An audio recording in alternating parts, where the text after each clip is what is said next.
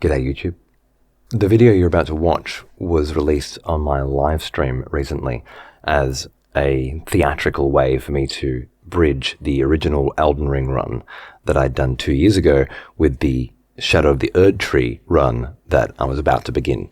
The original run was on PlayStation 5 and I wanted to do this one on PC, which meant starting again with a new character. But to maintain some continuity for the narrative, I wanted to connect those two characters together and then seamlessly transition from the video into the live stream and the new run. So with that context out of the way, hopefully you'll now be able to watch the upcoming video and potentially the many live stream VODs that will no doubt follow it with greater enthusiasm. Enjoy.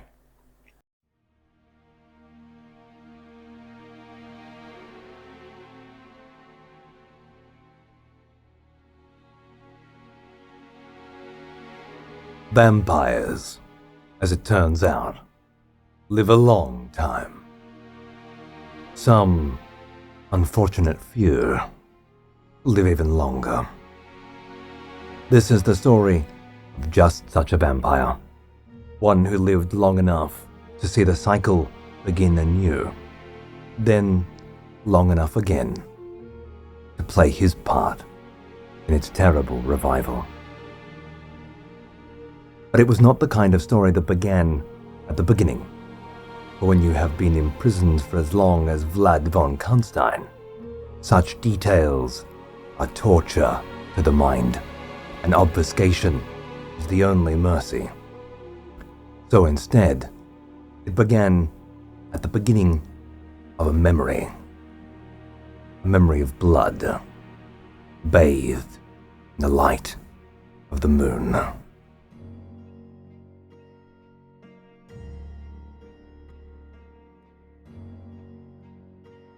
For a vampire, blood is life.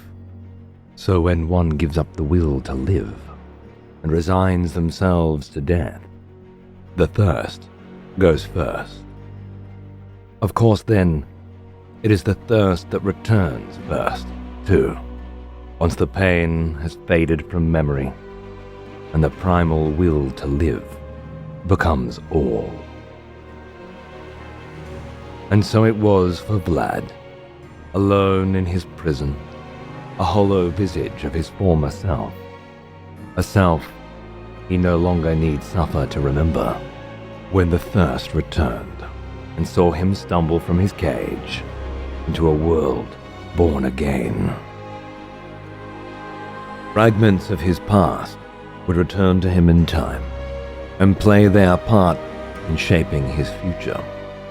But at first, it was simply the primal pursuit of hunger and the haunted echo of death that spurred him forward. He killed indiscriminately, beast and baron alike, feeding and growing with every soul absorbed. As consciousness returned, companions emerged, but their plotting and planning meant little to an animal on the hunt. Until he met her. Her name was Fear, and she was death. He was driven by purpose unlike anything Vlad could remember feeling himself, and it was contagious. Her cause quickly became his, and before long, he found himself killing no longer to satisfy his hunger for food, but now for the affections of another, perhaps even for love.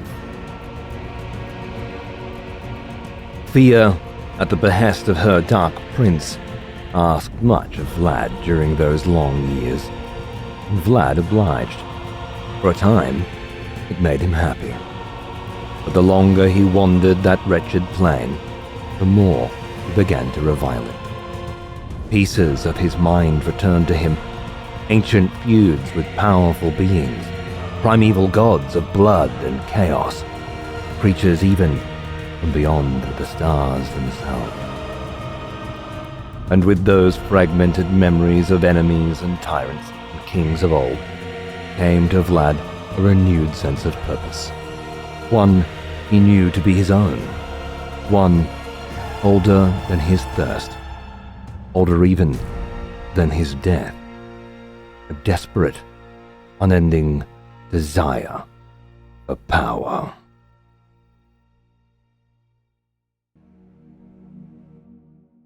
And his desire was satisfied. He traveled to every corner of those lands in between worlds and killed every being of note he could find. He cared not for their stories, nor for his own, which had now begun to resurface in memory with renewed vigor. Other lands, other worlds, other loves. He cared only for the acquisition of power. Power these creatures and kings and gods had absorbed over eons. Power that now belonged to him. Until he finally found a power that matched his own, wielded by one born to it, one who desired more. They called her the Lunar Princess, and she was destined to rule this world. She told him that with his power born of darkness, and hers of the light of the moon, that together they would conquer this plane of existence and all others born of it, and herald in an age of stars. Power over the very cosmos itself. What she didn't tell him is that she would reserve that power for herself alone. Vlad would be more powerful than ever, true. Buried within her parents' libraries, he learned more than perhaps any other, and more than fulfilled his meager desires. But his darkness, reforged within the womb of a mother's light, brought about her age of stars as promised, and with his part already played, she had little room for him in her new world. He wandered, his newfound powers eclipsing his prior strength, but he found soon that there was nothing left to dominate with them. Endless battles for minor territories, bandits and brigands. It wasn't long before he lost the thirst. He hid himself in the light of the moon, finding comfort once more in that darkness that bore him. It was shame, I think, that led Vlad back to those shadows. But of course, he found no more comfort there in that cold darkness than he did in the moon's light. He had been used and abandoned, just as he had used and abandoned, and there was no making peace with that. Dejected and demeaned, he lost his thirst for affection, his thirst for power, for blood, and for life. And so, he began his long journey back to where he'd begun. Perhaps he knew where he was headed. Perhaps it was instinct that drove him back to that prison. I often wondered if he thought, just then, about what had driven him here before, and if it would do so again. Alas, such thoughts were likely too much for the mind of a beast.